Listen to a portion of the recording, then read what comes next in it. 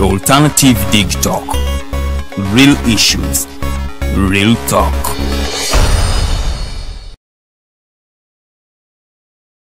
The world is at a critical moment of providing innovative alternatives as a means to create change. As such, we have created a not-for-profit alternative mobile digital platform as a way to promote space for freedom of speech and expression to the unheard voices. We know you believe in the cause and you can further it more by contributing to its sustainability in forms of internet data, fuel, and any other support you deem relevant. Please support us with your contribution to Equity Bank account number 103-5201-607252 under the name Alternative Digital, or our mobile money numbers 0702 900076 or 0783 047785. Alternative Digital. Real issues, real talk.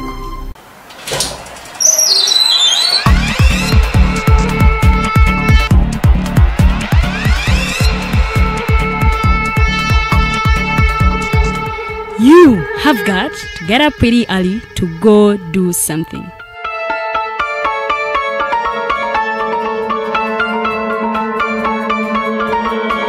We are the Alternative Dig Talk.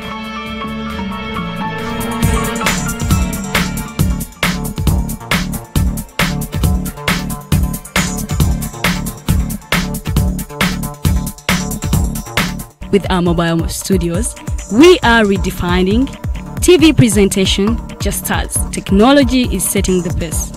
We are blending our approach with fresh, perspectively designed breakfast show, The Mighty Drive, informative and entertainment show, exclusive and live interviews. We President Museveni wadde juzi namulaba apima akawunga kilo 2 tasobola kalya nini bwaba alya kilo 5 oyannema okuliisa eggwanga ne bwe limundekera.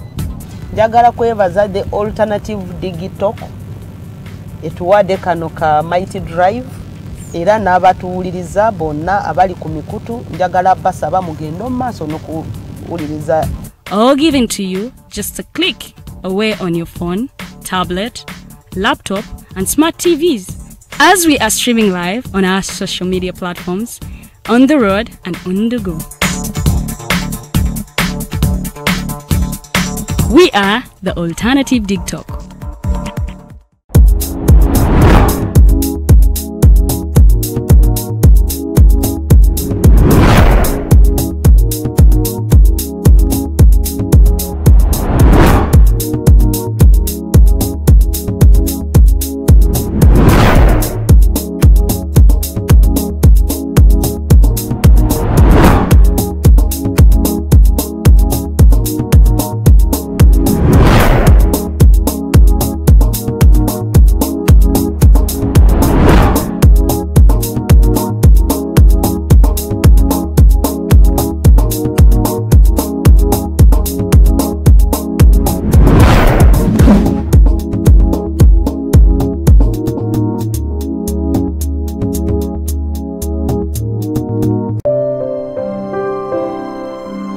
Hey Ugandans, I'm Lieutenant Colonel Dewa Kiki, the Deputy Defense Spokesperson and actually the Deputy Spokesperson for the Uganda People's Defense Forces. I was hosted on Alternative Dig Talk. I encourage all Ugandans that this is the way to go. Always watch, participate, give your views and ask questions on Alternative Dig Talk. Dig Talk, the way to go.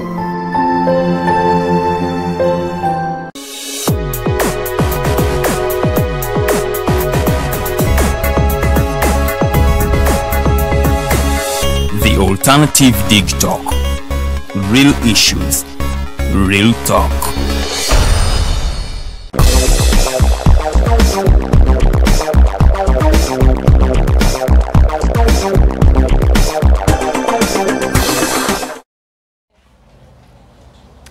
Edakika ziri mukaaga zazakaita ku ssaawa emu ya kawungeezi k'olunaku luno olwaleero lunaku lwa Monday.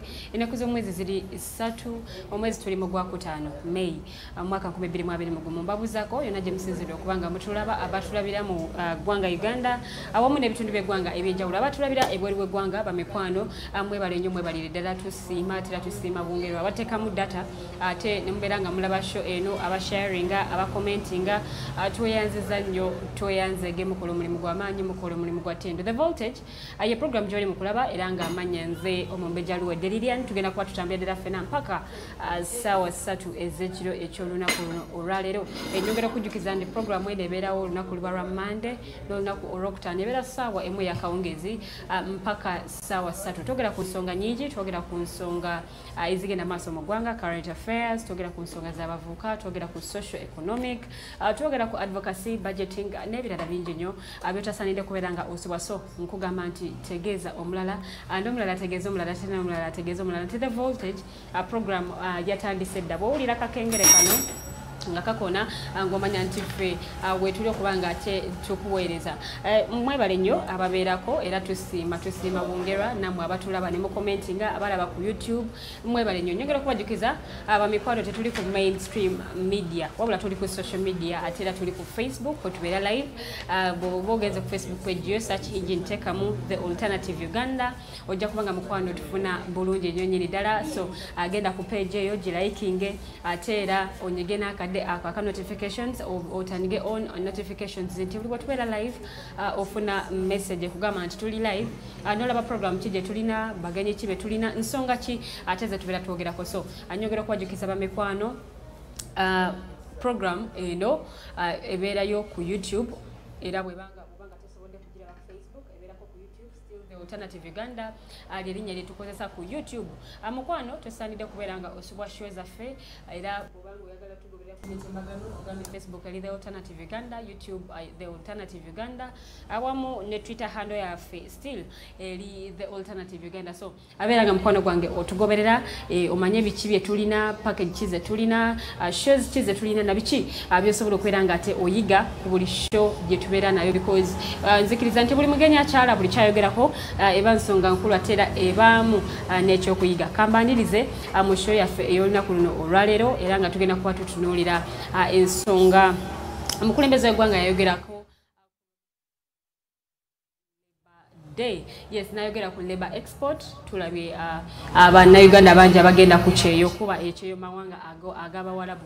So betugenda okuba nga tutunuulira tulabye ne bebakukusa tugenda kulaba nti amateeka gano agateekebwawo gateekebwa mu nkola nga batwala abaana bano okukola because waliwo bangi abafunirayo obuzibu ne bakomplaininga nti tebayambiddwa. Oluusi n'abamu bagamba nti gavumenti eya Uganda tebayambye okusinziira ku butambi bwe tuze kulaba ku social media platforms ez'enjawulo nga Uganda bavayo bakaba nti tebayambiddwa bwe batuuka amawanga go bagenda ku embassy ya Uganda oluusi tebayamba mu ngeri emu oba endala. So tugenda okuba nga tutunuulira kuno olwaleero tutunuulire awamu n'ensonga ya omugezi wa poliisi y'eggwanga Uganda omwami Fred Enanga avuddeyo leero n'ayogera n'agamba nti mwenna abateeseteese okulemesa okulayira kw'omukulembeze w'eggwanga mugenda kuba mukolebwako mu ngeri emu oba endala. Bagamba ati abana bafuna direct threats nga balaba ku social media awamu ne groups ez'abantu ate era ne politicians abamu abagala okutegeka demonstrations ez'enjawulo abamu kwokya bipiira abalala kukuma muliro mu bantu. So bo bagamba nti tebagenda bikkiriza era bagamba nti beetegefu nnyo nnyini ddala okwenganga omuntu yenna agezaako okutabangula eddembe ly'eggwanga.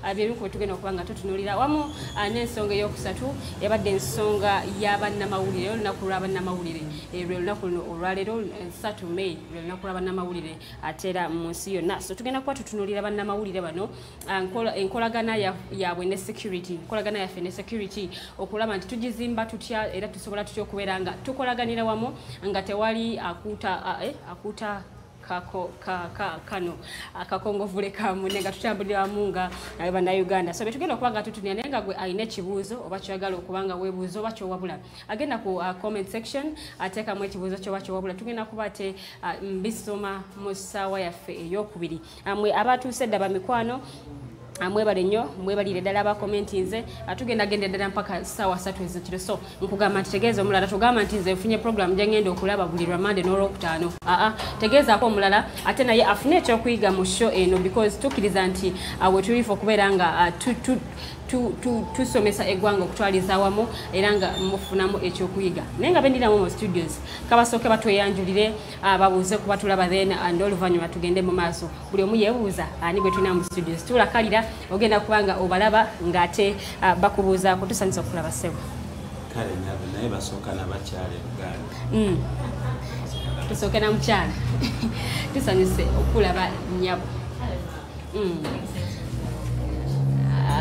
webale kujja era twesiimye okuddamu okulaba ku lunaku olwaleero buuza ku batulaba abatulaba sense okubasinkana byonna gye muli abali mu Uganda abali mu ggwanga Uganda mwebale okulaba the voltage kituufu gano masanyalaze gennyini era mukakasa nti show yaffe egenda kuba nsuku era egenda kuba nyomu sooka okubeeyanza data gwe muteekako etakira namubanga mwatulindiridde dda naffe we tuli okubasosootera ekijjulo makeke okay amannya ogababuulidde amannya Wanyana Catherine Birungi nga nva mu muluka gwa Kibuye 1 Makindye nga ndi flag bearer NRM party.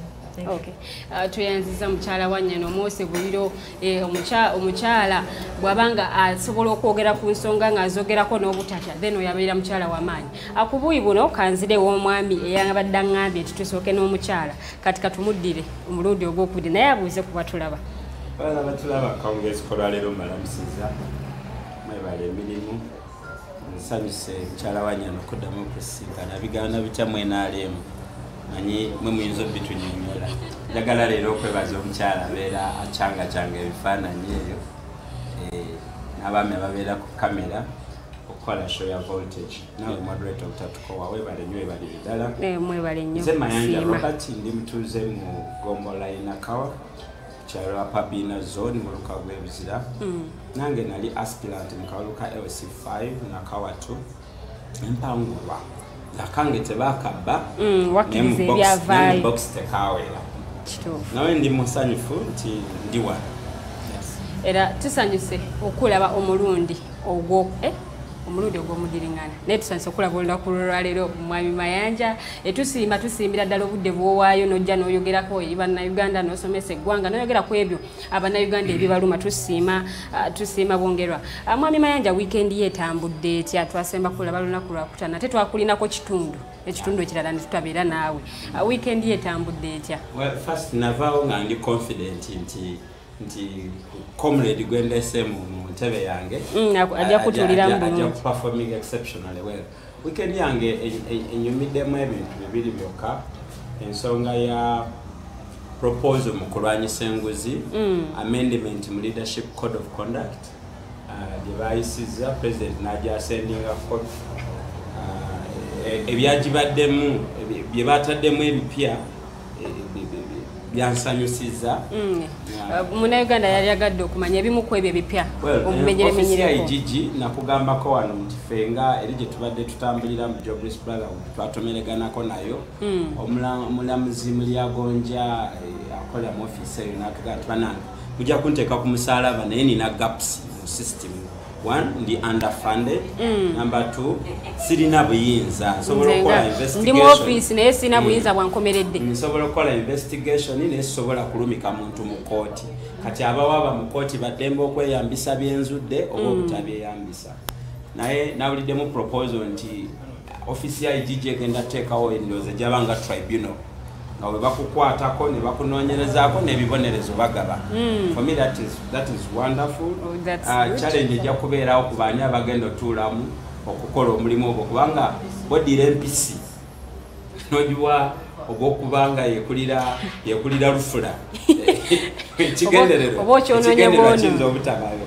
Then 2, nawulidde ekirala ekyanyumidde ennyo Minister Bahati yagenze mu parliament abawo MP ndowooza y'omwami wa Luswaka mwana ali mu mutero baamu abasajja bambi abali exceptional. So Luswaka yabuuziza nti naye mwe sente ze mu spending mu government okulaninga projects za governments nga nyingi munakola mutya okusala sente mutugamba ebbanja lyeyongera emisolo muleeta naye mmwe kennyini abalwaninga gavumenti oli nagamba tubadde tuspendinga sente nyingi nnyo mu kupangisa ofisi za gavumenti naye kakati tufunye ettaka ebwebajja tugenda kuzimba buli kitongole kya gavumenti ekibadde kipangisa ofisi tugenda kizimbira offices well nagamba nti at the end of it government egenda kusavinga 197 billion shillings netugamba tubakubireko mu bugalo ezo nga ziddamu ki zigenda kugenda mu birala zibadde zeyambisibwa mu kupangisa naye kati zigenda mu birala nga baki naye minisita teyatubuulidde ettaka lye baguze ndoza acres 2 baziguze sente meka pa hectare ekyo teyakyogeddeko project y'okuzimba offices zino okumala ebbanga kyegenda tulyako sente mekera zigenda kuvaawo kakati fe abagoberera bino ebintu ng'ate minisitule bagenda zizimba ku Entebbe Road ate n'eddwaliro ly'Erubowa liri ku Entebbe Road kati awo nze wanyumidde nnyo kubanga Entebbe Road liri eddwaliro lye batugambe international tebanazimbayo yadde ettafaali n'erimu nekirala nti kyayongedde okulaga engeri NRM jetabeera serious ku biteeso byayo wano mu ministry ya Kampala ne mu local government babadde balina ekigambo kye bayita okuddamu okuzimba Kampala naye jjukira batugambako nti bagenda kukola ekibuga ekirala e Nakasongola okujja tension ku Kampala era waliwo n'ebibuga ebipya bye bamaze dde okuflagging off bitandike kati ekimu ku bizibu bya Kampala zezi ministries yakatoga akali Parliament, State House, Office of the President, Office of the Prime Minister. Sanga abazungu bali badidde nga Entebbe it's an administrative center, Kampala is purely for business. Kati tebereza ekitebe kya UPDF kirimbuya which is Kampala. Ekitebe kya UN nakyo kiri Kampala. European Union Kampala. Ebitebe bya government byonna bireki. Kati badde tulusuubira nti minister agenda gamba nti nga tujja startinga ekibuga ekipya Nakasongola.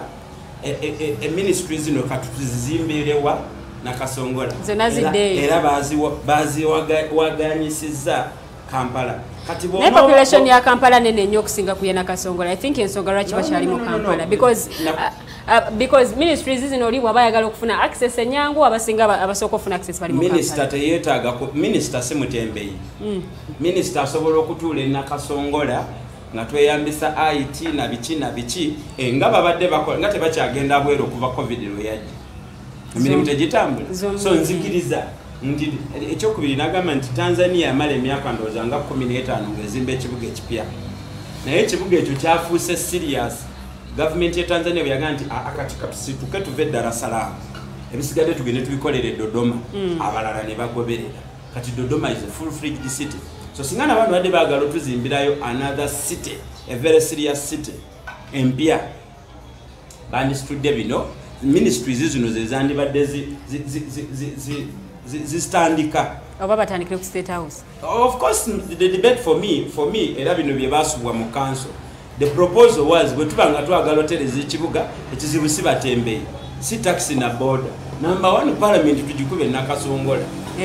Office of the President edeye Entebbe ekibuga tukireke nga kyabasuubuzi bokka industries tuzizeeyo ejjinja ziremo Uganda manufacturers biddeyo ejjinja segedde so Kampala tugirekera abasuubuzi era tugizimbe nga Uganda's kogundichi business city so si akato ekipoli kya politics n'ebyobusuubuzi nga byonna byegase wamu. So emboozi eno nze yankoledde weekend era nyumirwa nnyo Bahati nga executive is a blind guy naye waliwo omulaba nti kati kino naye ayisaawo kiki kimulidde kati kiri ekyakuzimbira ministry empya.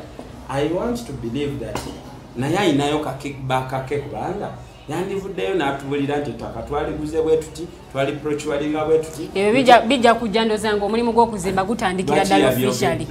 Yes yabadde abasunirako ku biki bye mwetaaga ekyo kyankoledde nnyo mpozi ekyanyizizaamu kyekibaluwa ekitrending on Facebook ekyawandiikibwa Kyagulanyi awandikira Amriat. I am so annoyed ndi happy nti Amriat nkwatako ennyo yamuzeemu n'amugamba nti ze sijja mu meetings zitalina agenda so kombuliro yagala togere kuki ekyokubiri beera specific ompandikiranga amuliyati mukwano gwo oba ompandikiranga omukulembeze w'FDC oba ompandikiranga omukulembeze w'FDC ene waffe bawandikira secretary general so si president eyo communication nyingi ya secretary general ate ndowooza nti Kyagulanyi akuzeekuzeemuko ebbanga lyamazeeko ne basegona kyayize enkola y'ebintu akyali mu biri ebya firebase kulu tiwakeera enkya ng'ayagala okukubaako kyakola akyekole oyo yagamba banne nti bazimbe institutions kuba bwe yaleginga yabagamba tuzimbe institutions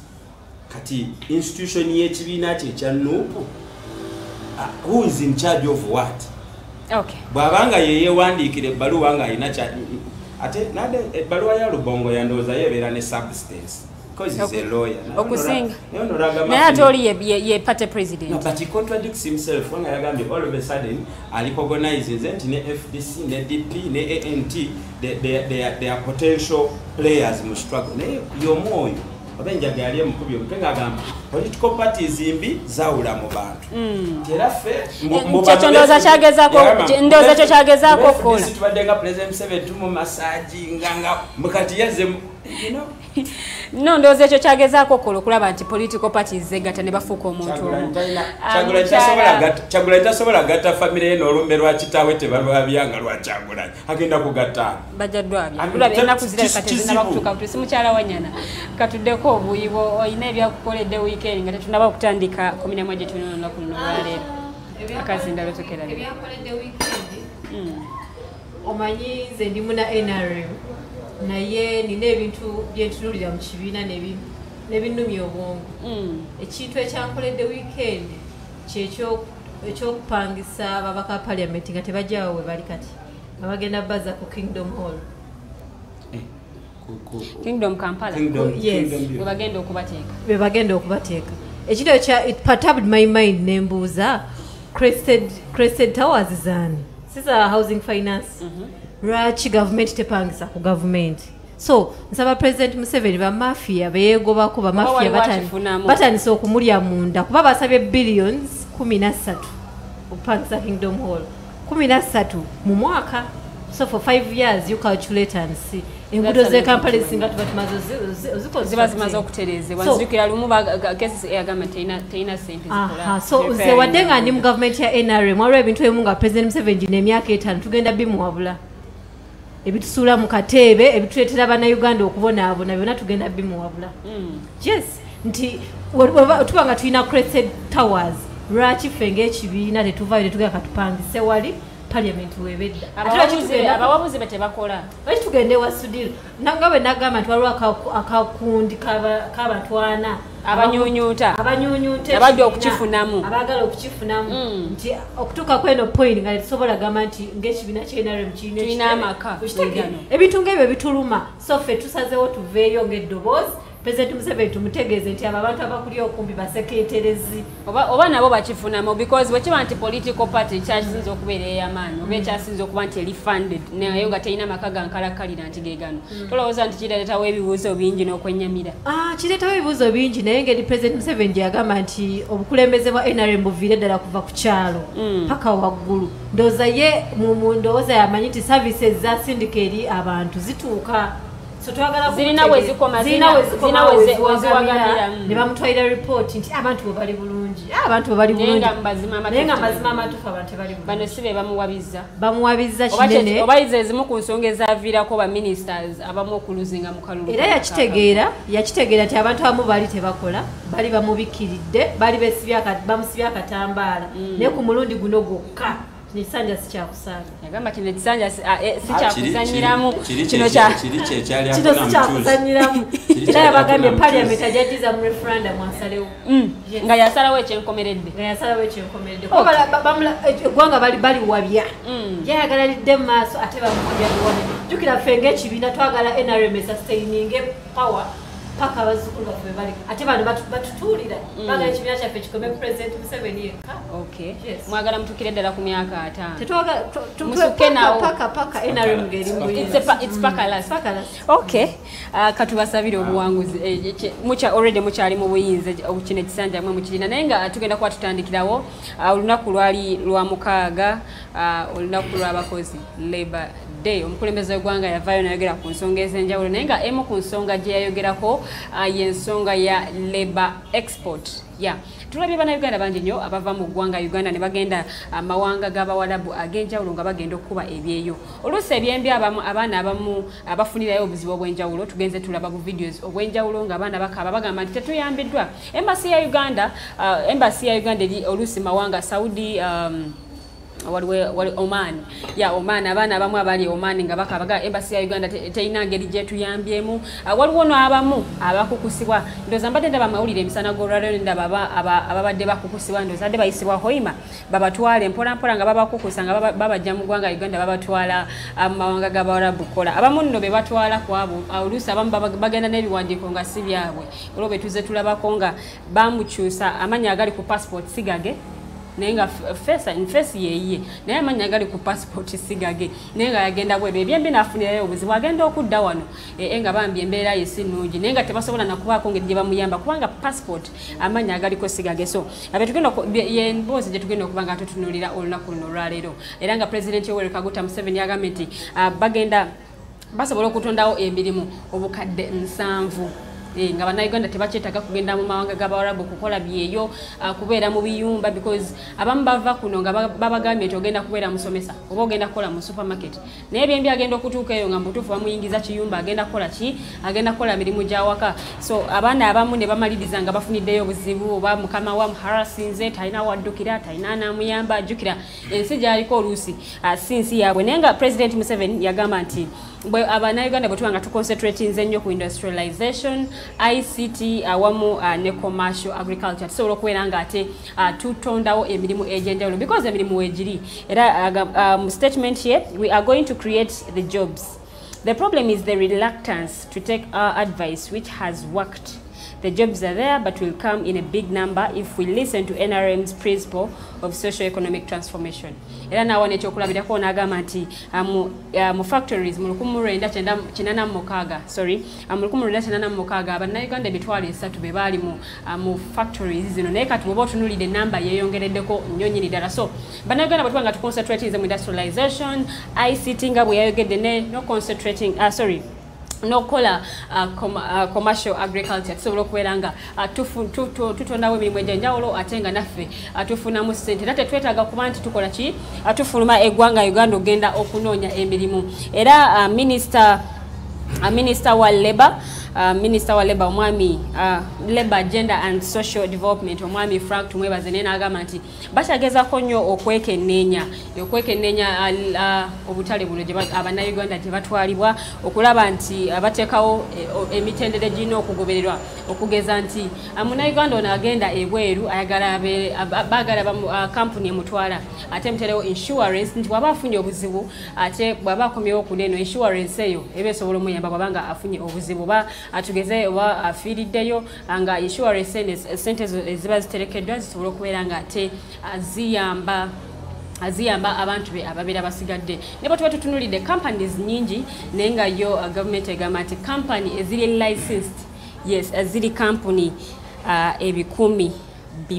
Bannayuganda bangi nnyo abali mawanga ag'ebweru era nga abamu bagendayo mu bukyama abamu tebayita mu companies abamu bayita mu bantu ssekinnoomu abantu bangi nnyo abatwala abantu b'ebweru nga tebayise mu company naye nga bayise nti muntu ssekinnoomu yagenda okuba nga akola ki yagenda okuba nga akutwala. So gwe mulama gwe tuliko era gwe tugenda okutandikirako naye nga tugenda kutandika ne mukyala Wanya naye ensonga eno agyogerako ki because Bannayuganda bwe baba nga Bwekima nti Bannayuganda abamu bakaba nti tewali mirimu ate nga President Museveni akugamba nti bagenda kutondawo emirimu obukadde 7. Munnayuganda aba alina kusuubira ki?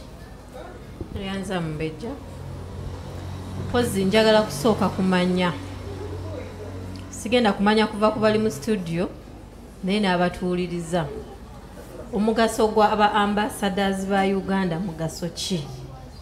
Abantu abo batuliddemu olukwe President akimanyi nsaba okukimutegeeza kuba manyi amawulire gano agalaba shona agiraba omugaso gw'abambassadors ba Uganda mugaso ki abantu abo batuliddemu olukwe mu ngeri nnyingi nnyo Omunayuganda agenda omwana nga atwaliddwa kangeze Dubai n'abeera harassed n'abonyaabonyezebwa n'akabanga agamba Uganda tewali amuyamba naye nga ambasada gyali asasulwa wabula ate abantu be bamu baba baagala okusalawo ku biruma abantu be Uganda abali e Dubai ate bamala kukomawo wano mu Uganda ne bayonoona ensimbi z'omusolo can't they decide when they are that side batugasa kife nga bannayuganda so nsaba ministry echeckinga abantu abo especially Ministry of Internal Affairs Minister Jejodomo akuŋŋaanye obujulizi obulaga ba ambassadors abayambye abantu baffe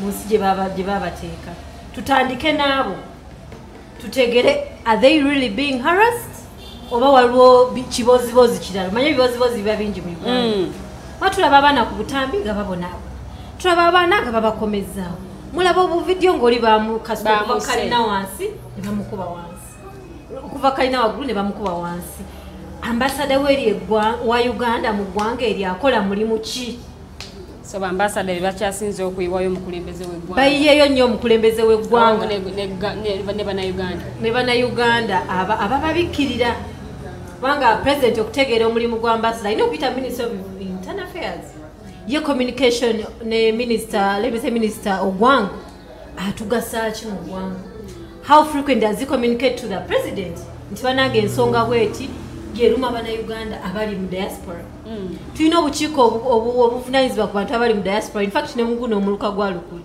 mulimu haji avunanyizibwa ku bantu abali mu diaspora how have they helped Ugandans abali mu mawanga kyekinduma nti mu gavumenti gye tulimu services nyingi ezirina okutuusibwa ku bantu basasulwa buli kimu bakibawa amamotoka bagabawa visa bazirina mu bulambulukufu bwazo but they are not helping out the country oba okuba nti they are not patriotic enough oba okuba nti bannayuganda bonga bo tebalaba mirimu giriwo ensonga lwaki bagenda ebweru because obanga otunuulira esente z'emyoga abantu batono nnyo abaakazifunako abantu batono nnyo abaakazirabako of which ne bannayuganda abamu tebamanyira sente zino bajje ziri ekituufu kiri nti omuntu okuva wano n'agenda ebweru kyenkanakana nawe okuva ku mulimu guno gw'oliko n'ogenda mu kampani endala tulina abantu tulina needs and wants zikipinga on nga zichenjinga biso gamba ane the alternative nedda kangende kate kuki ku station endala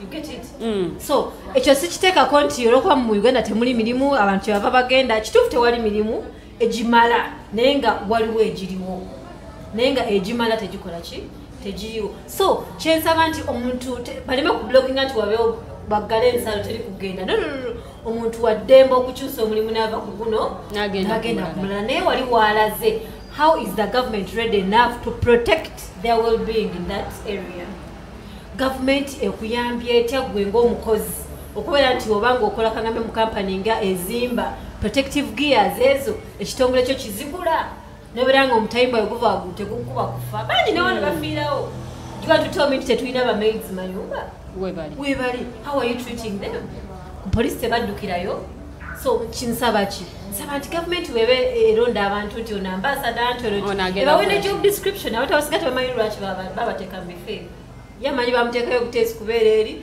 bwatuuka ekiseera nga awandika reporting edda tuka reports ezisinga tezisomebwa ate ezimu president ezimutuukako waffe tukaririza out research nga ebitongole n'ebimu ebyateekebwawo okunoonyereza ku buli bw'enguzi byebisinga okulya enguzi byebikyasinza okulya enguzi I'm telling you and I have the facts so tulina obuzibu bungi nnyo kyekyo minisita Kasayija kye yayogerako nti betwatuma okulwanyisa enguzi ate bo bennyininyini bye bakola ki he's very right mutuufu era nsaba president akakiiko kwamanyi kati saawa zino buli ministry eri busy bali mu kamera banoonya bifo bagala bateeke ku zi cabinets president Museveni fe abavubuka oba abantu b'emakindye tuvuddeyo twagala batulaga accountability fe nga bwe nkugambye omulamu ogwaffe gakuumira gavumenti yaffe mu buyinza eya NRM so twagala tugikumire mu buyinza naye nga tutereezezza ebiruma Abannayuganda tubitereeze mubitunuulidde era mubikozeeko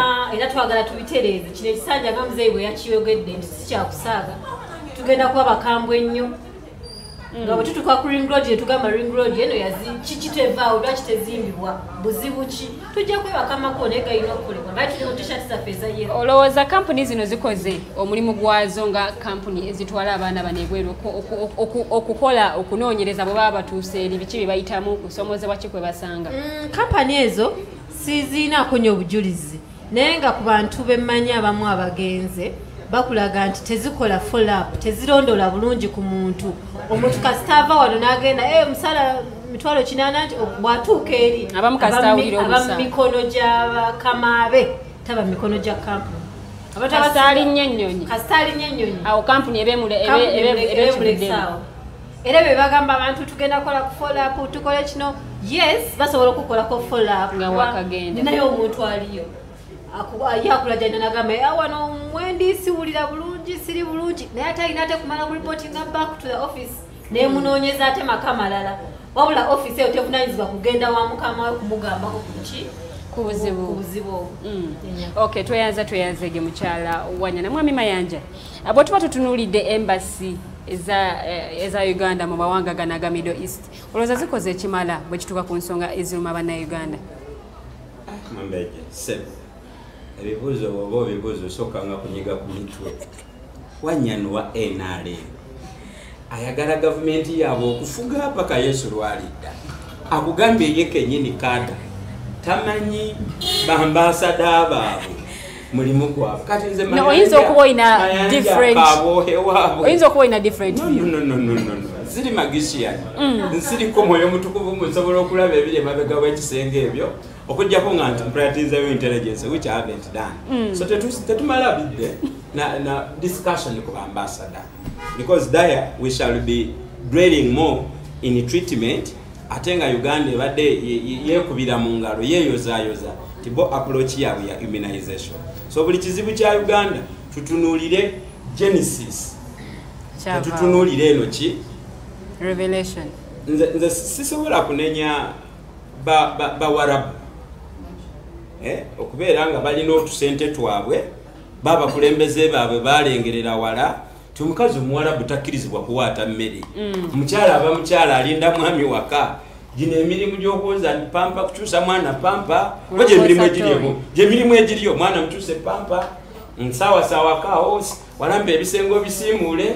okiwulira bagraduate abavudde mu education revolution ya NRM gyemirimu gyokka gye basobola okukola tubakubireko mu ngalo ne tuve mu kuyombesa buwarabu mbulwaki bw'obanga oli muwala baire baagala bawala I think it would be ekyo kyokka kyandibadde point of concern eri minister wa ethics and integrity eri minister wa gender why necessarily bakazi betagaba made banjo kusinga tulituuka mu kaseera nga tulina population crisis wano because batwala bato bavubuka 21 years to 35 naye bino nange mbyogerako mpola because it's a lucrative industry and I am soon getting recruited as an exporter not as an item of export naye mbadde mu jobless brotherhood kumala kuva 2014 and predominantly we are talking about ensonga y'emirimu ne Bannayuganda now President Museveni bw'avaayo n'agamba mbu bagenda kukola emirimu emitwalo emeka obukadde 7 n'alireetinga nti bwe yajja waliwo emirimu emeka abaali bakola mu factories baali emitwalo 3 Bannayuganda baali bameka we yajjira population President Museveni yajja nga Uganda erina millions emeka 12 around there I'm not very far away from the answer either mukaaga oba 12 so ku bantu million 12 Museveni we yajjira nga agriculture alone takes about 88%. Okiwulira?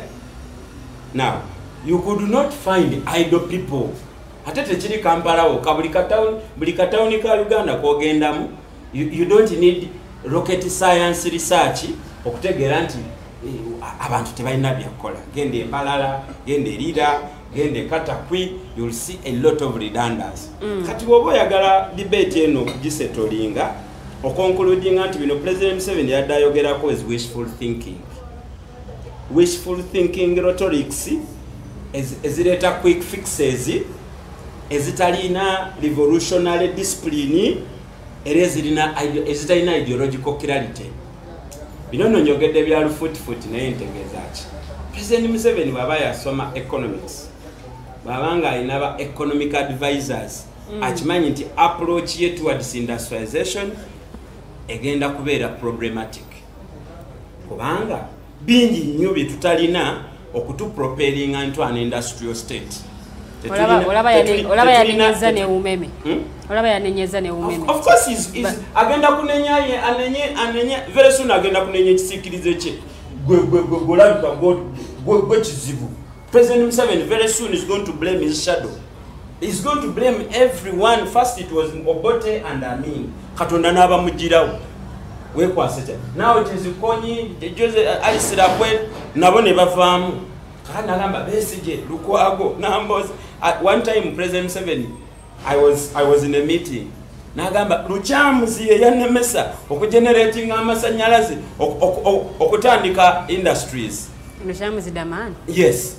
And you can imagine the whole head of state Sabaluhani. Nagamba John Kenny Luchamuzi.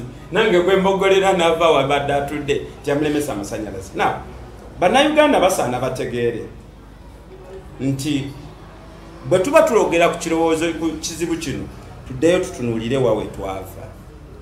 Twali balimi. Twali tusobola okulima, twali tusobola okuteeka amaanyi n'obwongo bwaffe bwonna mu kulima, okulima ne kututwala ku stage eya industrialization. Bannayuganda abamu complaining nti okulima kwali baddewo naye NRA yasooka okukola ng'erwana was to wage a war on our agricultural foundation. Luweero was one of the agricultural hubs of Buganda plus Butu, Masaka. Okiwulira? Northern Uganda nayo yali organized bulungi nnyo mu kulima. Museveni nata cooperative movement. Museveni na privatizing and marketing boards. Advantages omulimi wa wano ze yali afunamu ebyo byemmenye ne zidde ebbali.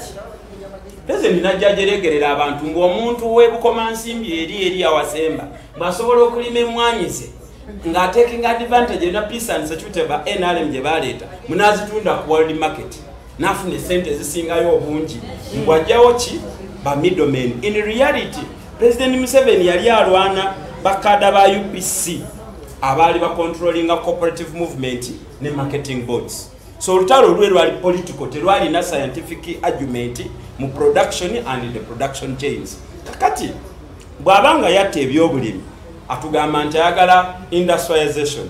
Era tukimanyi nti oba obulimi zit last year or the other year President nga bamubuuza nti lwaki buli mwaka agriculture efuna sente ntono. Nagamba efuna sente nyingi zino zetuteeka mu infrastructure development waliyo percentage ya agriculture. Mu defense peace and security waliyo ki naye mu Maputo declaration eri gye basayininga the proposal was at least 7% of your national budget in direct mu bulimi. If we had only done that abantu tebandibadde idols nakugamba singa siri Kampala kwasamirira kujja kuzi voltages zino bannayuganda bangi abatunze ettaka nagula abamu n'agenda ebwe. Because it's not one, agriculture is not productive in Uganda. It's not rewarding enough. Ni juzi nabadde nabadde ntambula omwaya agamba mwenyanya 3 za siringi 5 jangu olaba omulimi bwafiirwa bwe batwe batunda n'amatu. And I was shocked. Edda ffe twakola bagamba tolidde ng'omulimi naye omuyaya atunda agamba ennyanya 3 za siringi 5 jangu olaba omulimi bwakola ki bwafiirwa. And it is reality. So President aloota emirimu emitwalo 7 kubanga tegigenda kubeerawo ne bwe tumwayo emyaka emirala 2. Naye mwami Mayanja ndoza bannayuganda ffe tulina okusitukiramu tulagewo tutonderewo emirimu egiriwa. Genda mu kyalo olime otunde ebintu. Abaana abawala batandiseewo emirimu beerenga, abavubuka banywa kumbucha bakuba obutayimba. That is where our leaders wanted us to be. Singa bano abaami baali baagala tukole ebintu bisatu byandibadde bikulu. 1, enough investment in agriculture. Kubanga waliwo oba mu economics bakiyita comparative advantage nti nze mayanja okusalawo okubeera host nga ggwe kinneetaagisa bingi nnyo okusinga okubeera guest panelist ntegerekese therefore ba economics bakuadvising nti kola ekyo kyolinamu natural advantage kati obulimi mu Uganda tetwetaaga basumba tuteekako mikono so bulimi mwami Mayanja kyotegeeza okuba nti obulimi okuba nti tebuli funded kimala kyekiviiriddeko abannayuganda bamu okuvaamu nabamu funding it was attacked, it was defeated and abandoned. Teddy. Those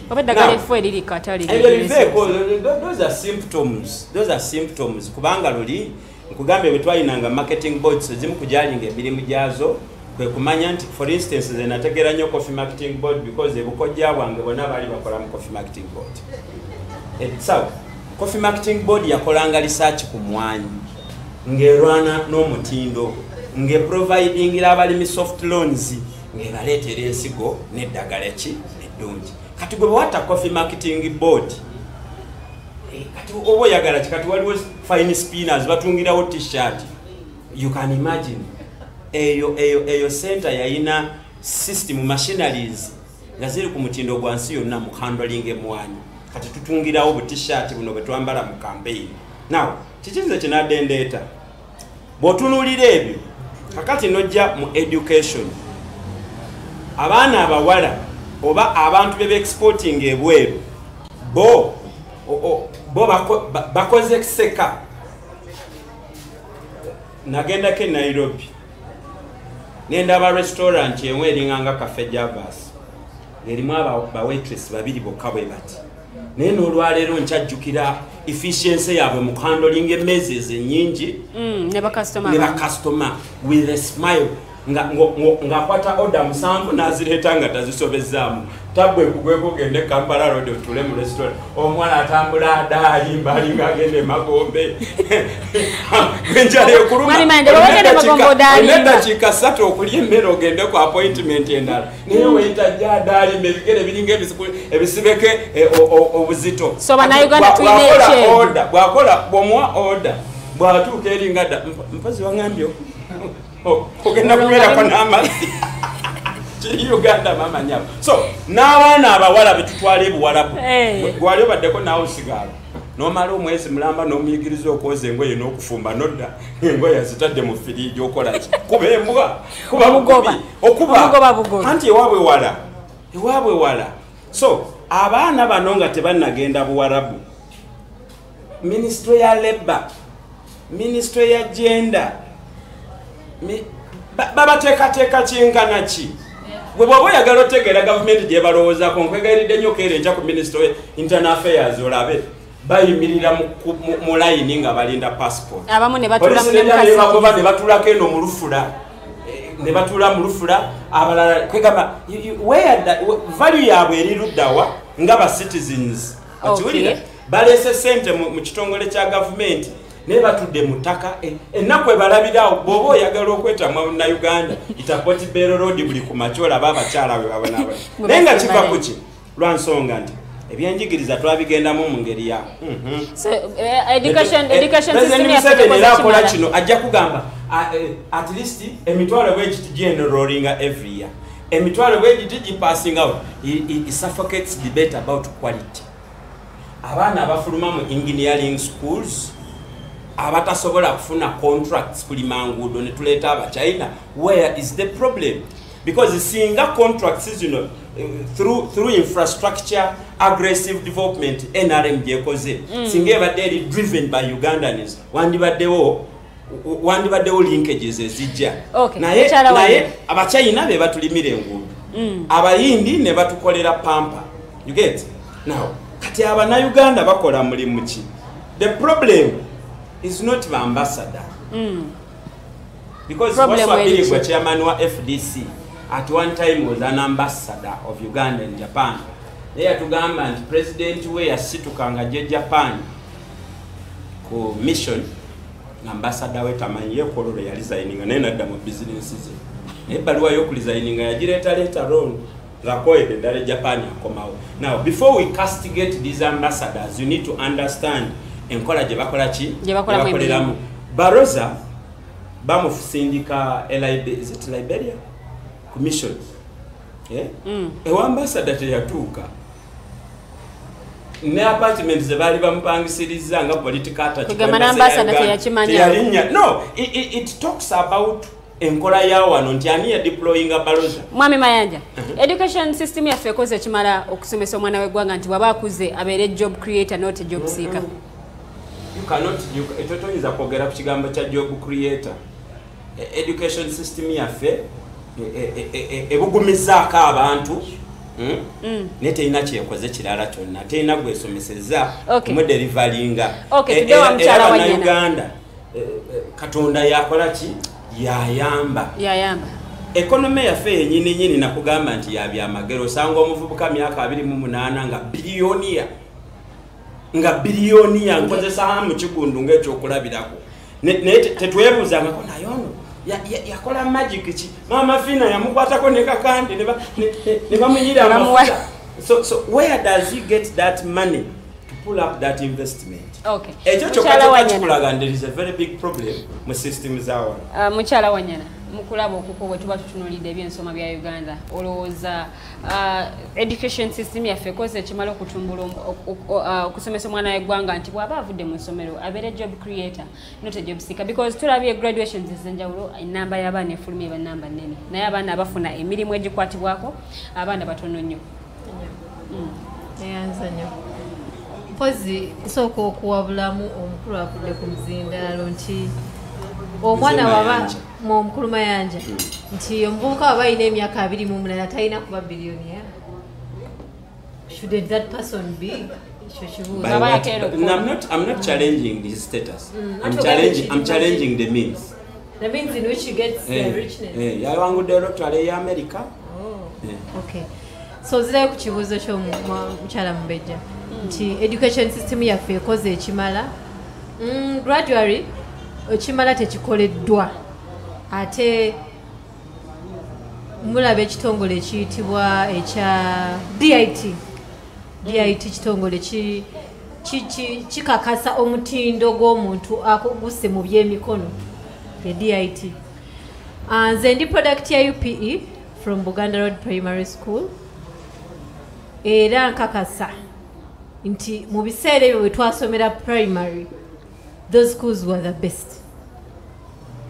It is a very big challenge saawa zino nti ntyana okusongayo nti lyali essomero lyange lwaki nzirayo ku kakundi kali kenkugamba ffe ke tuzze okugogola abantu abo babisa akatambala President Museveni bamulaga nti buli kimu kirungi buli kimu kiteredde ate nga abantu bali bubu naye yabeerawo gwe balina okulaga ye atalabanaga President yaziba amaaso. Mwami Mayanja nze nkakasa ne bwe tuva wano ne tugenda ewuwo waliyo ebisobye naye ng'enju eri eki aseetaaga naye bakuŋŋamba mwe sepiki ewange zaasiridde enju eri emu. So president okubeera president kintu kinene era obeerako n'obuvunanyizibwa obw'enjawulo.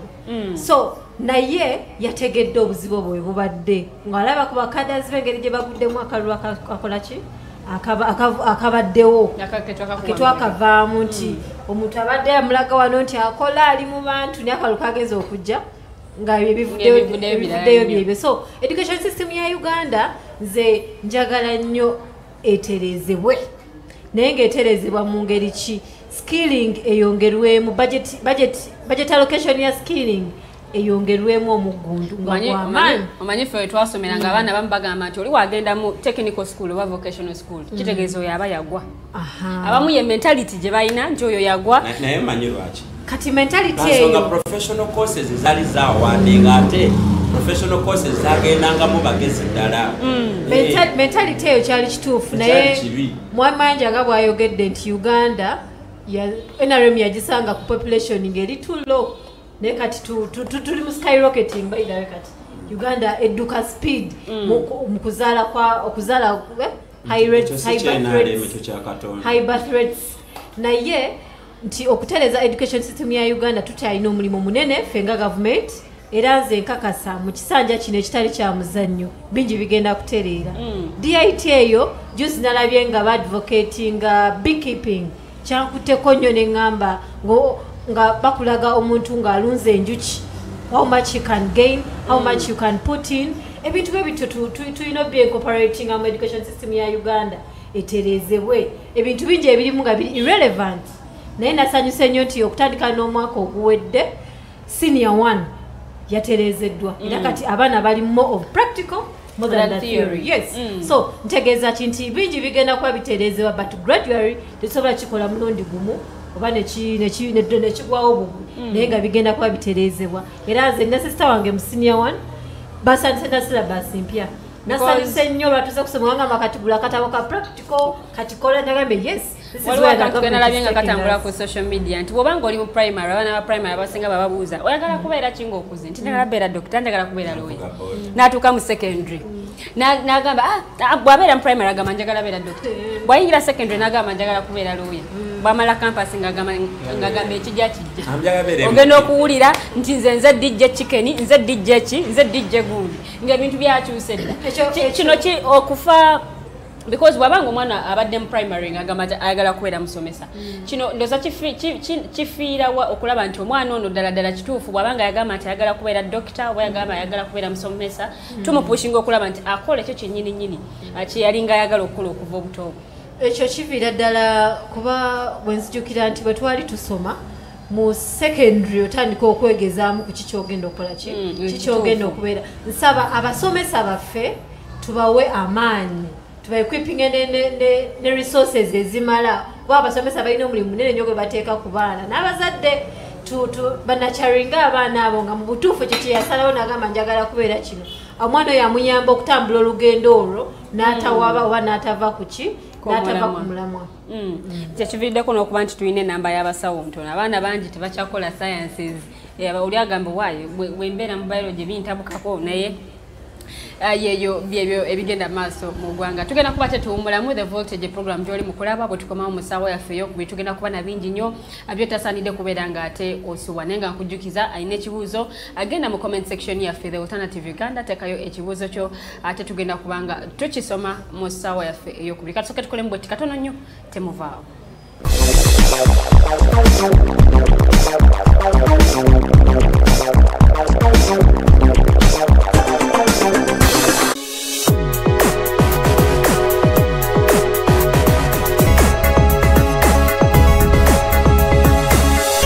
Alternative Dig Talk. Real issues, real talk.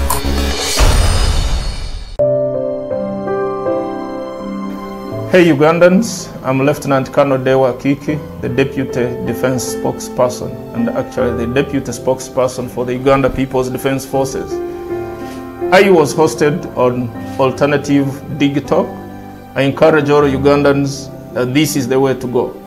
Always watch, participate, give your views and ask questions on Alternative Dig Talk. Dig Talk, the way to go.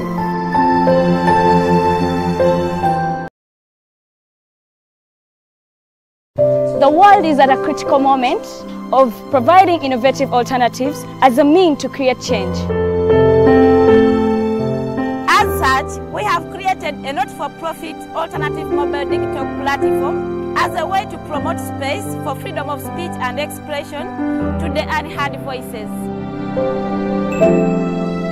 We know you believe in the cause and you can further it more by contributing to its sustainability in forms of internet data, fuel and any other support you deem relevant. Please support us with your contribution to Equity Bank account number 103-5201-607252 under the name Alternative Digital, or our mobile money numbers 0702 900076 or 0783 047785.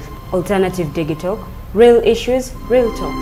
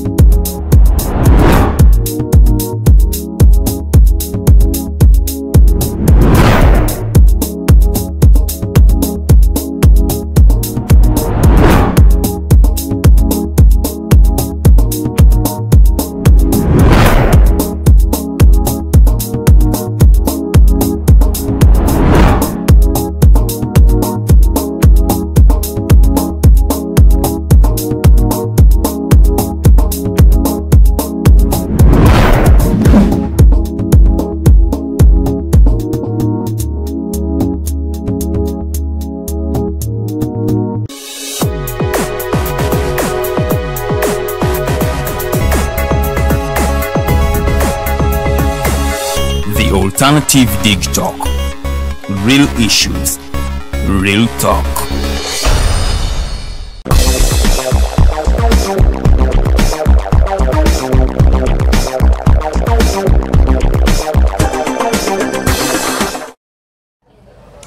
Edakiika eriemu eyakaita ku ssaawa ebbiri ezakawungiziko olunaku luno olwaleero the voltage program gy'oli mu kulaba era nga tutambulira ddala mpaka ssaawa 3 ez'ekiro eky'olunaku luno olwaleero tubadde twogera ku nsonga ya labor tubadde twogera ku nsonga ya trafficking okukukusa abaana awamu ne labor export bannayuganda bangi tugenza okulaba nga bangi kati bafuluma eggwanga nga bagenda mu Middle East okuba nti bakola emirimu egy'enjawulo munnange kati abaana abavubuka abamu kati bamanyi n'okugamba nti owaayi muno mu Uganda temukyali mu mirimu kannegendereko ebweru neekubira ekyeyo naagenda okudda nga ssente mpezezaawo eziwera so gwe mulamwa gwe tusoose nagwo gwe tubadde tutunuulira era nga tugenda kuba tutunuulira omulamwa ogwokubiri era olunaku luno olwaleero lubadde lunaku lwa bannamawulire tugenda kuba tutunuulira ensonga z'abannamawulire ab'enjawulo omulamwa guno twagogerako last week naye nga olunaku olwaleero engeri gye lubadde olunaku lw'abannamawulire olunaku lwaffe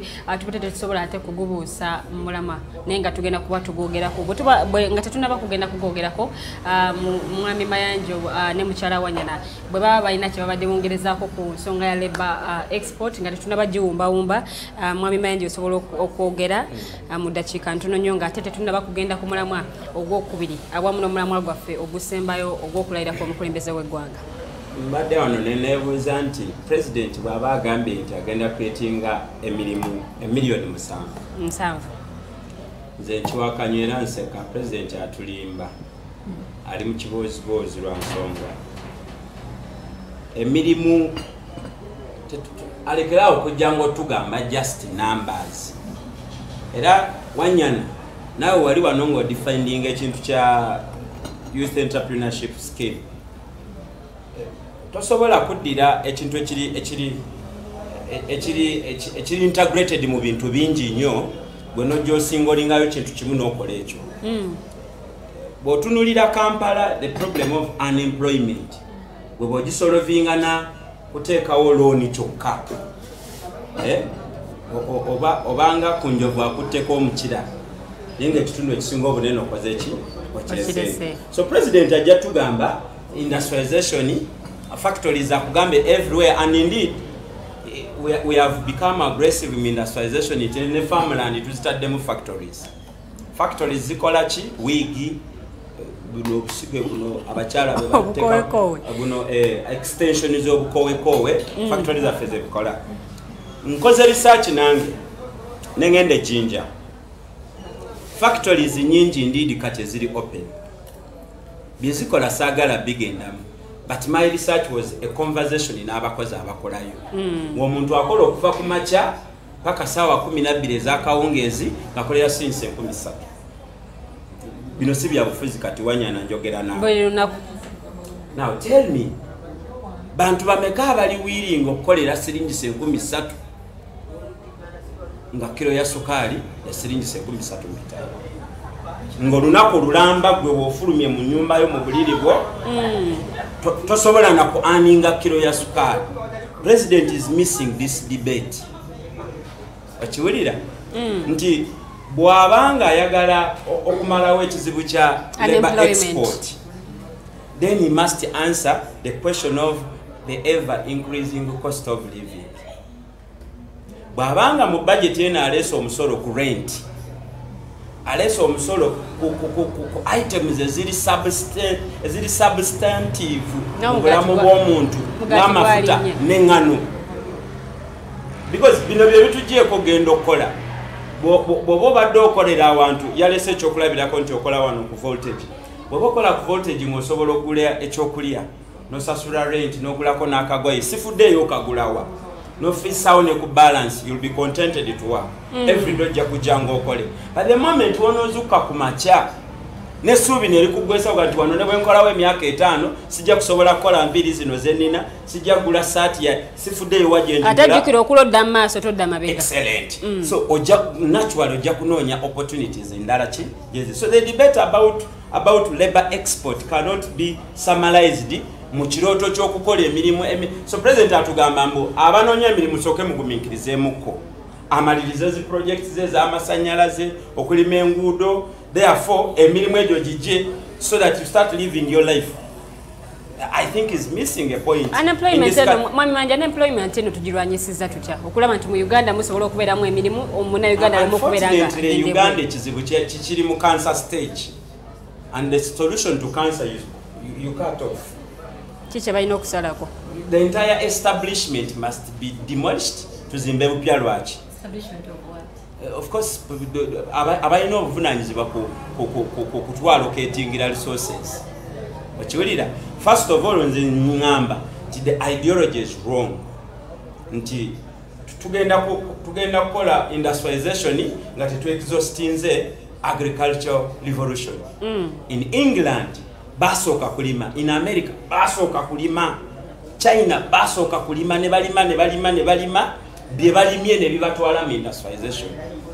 Kitegedde waliwo ba scholars abalala abagamba nti fe ab'omulembe guno n'amafuta g'ebunyolo tubadde tetwetaaga gakwatako. Nawulira Mathia Kasaija nga bamubuuza about our foreign debt ng'agamba don't panic, very soon we shall be getting money from that. Mathia Kasaija tatugambangako the cost of exploiting amafuta g'ebunyolo.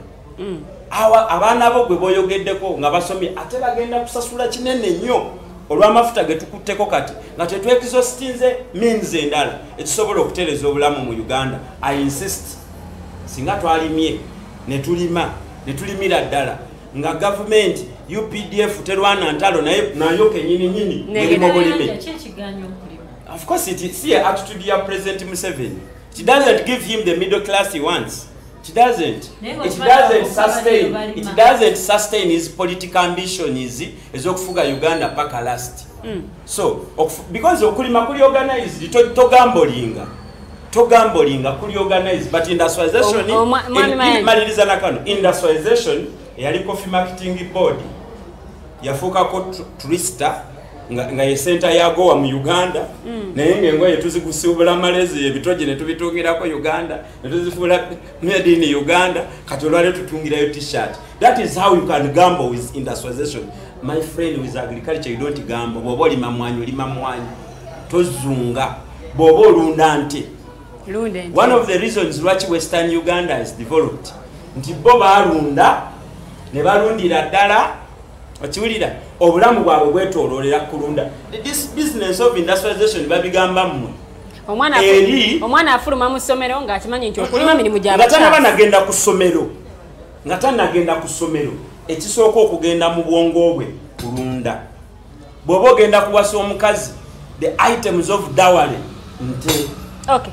Omulamwa gwa Labour Export nga tugutadde wabbali tugenda kuba tutunuulira ensonga y'abannamawulire. Olunaku lwaleero lunaku lw'abannamawulire era nga tulina ekibuuzo kino jjukira twagogerako wiiki ewedde ate asobola kulaba show mukwano gwange osobola okubeera nga ate ogenda ku Facebook page yaffe nobeera nga olaba show eyo bulungi. Naye olwaleero atutunuulira bannamawulire bano tusobola tutya okuzimba enkolagana wakati waffe ne security forces ez'enjawulo. Ekibuuzo kino tugenda kuba tutandika ne mukyala Wanyana nti munnamawulire tusobola tutya okuzimba enkolagana yaffe ne security forces ez'enjawulo. Njozayoza bannamawulire okutuuka ku lunaku lwammwe. Pozi baffe be mukyaza tetuba baki? Naffe tuba bannamawulire. Batunuulizi. So nze ng'omutunuulizi w'amawulire mbayozaayoza okutuuka ku lunaku lwammwe era neetonda ku lwa gavumenti ya NRM olwabo abatuusiddwako obuvune mutusonyiwe ebitagenze bulungi. Tusaba nti mu kisanja kino ekitandika enkya n'abannamawulire nti ebintu bigenda kuba birongoofu. Mpozi nga bw'obuuziza ekibuuzo nti tukoze tutya bannamawulire okulongoosa enkolagana n'abakuumaddembe. Ekisinza okutawaanya omulimu gw'abannamawulire waliwo kye tuyita miscommunication. Miscommunication oba empuliziganya etali nnungamu etutawaanyiza nnyo okugeza. Social media erina engeri gyetaataaganyizaamu amawulire kuba kati amawulire ga mirundi mingi. Social media eweereza alternative digital neweereza live naye era nayo ngamba eri mu social media, radios neziweereza, amativi negaweereza, kati nga n'abakuumaddembe nabo balina amasimu agataachi balaba ebiweerezebwa. Kati abakuumaddembe basula nga bategedde nti Kawempe ku zoni bweti tugenda kumawo ebipiira nabo bakeera bali alert.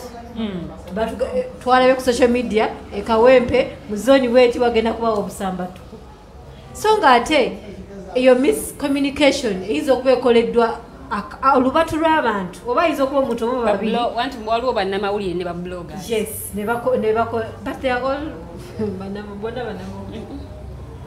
mu lulimi lwa communication bonna baleeta amawulire. In fact munnamawulire buli omu avunanyizibwa ku mawulire.